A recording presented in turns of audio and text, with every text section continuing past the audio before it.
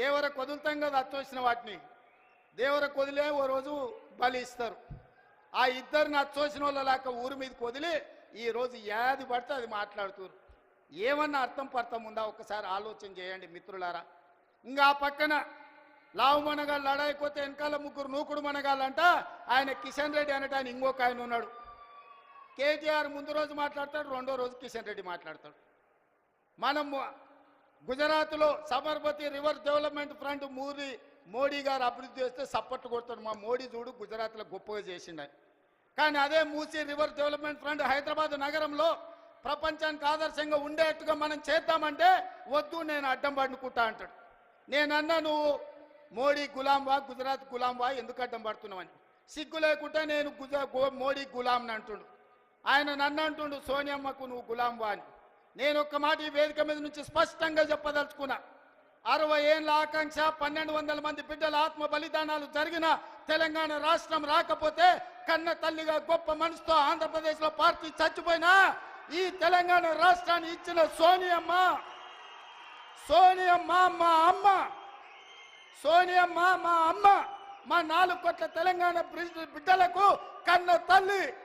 ఆమెకు ఊడిగం కాదు, ఆమె కాళ్ళు గడిగి ఆ నీళ్లు నెత్తి మీద చల్లుకున్నా అది తక్కువనే అవుతుంది. కిషన్ రెడ్డి, ఇప్పటికైనా నీ పాపాలు కడుక్కోవడానికి రా. సోనియమ్మ కాళ్ళు గడిగి మన ఇద్దరం నెత్తి మీద చల్లుకుంటే మోడీకి ఊడిగం చేసినందుకు కొంతైనా నీకు ప్రక్షాళన జరుగుద్ది అంటున్నా.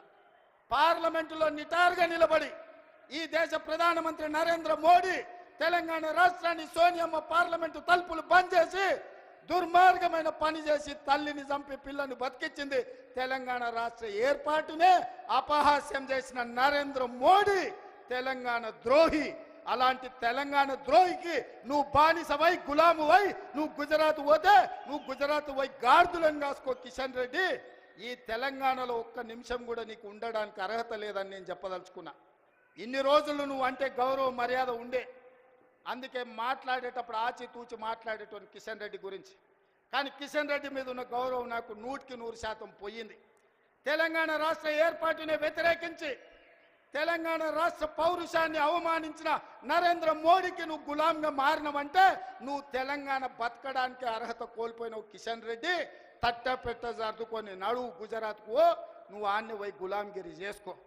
నేను మళ్ళొక్కసారి చెప్పదలుచుకున్నా, సోనియమ్మ కనికరం వల్ల, సోనియమ్మ త్యాగం వల్ల 60 సంవత్సరాల మా తెలంగాణ రాష్ట్ర స్వప్నం నిజమైంది. ఇవాళ సోనియమ్మకి ఎంత చేసినా తక్కువే.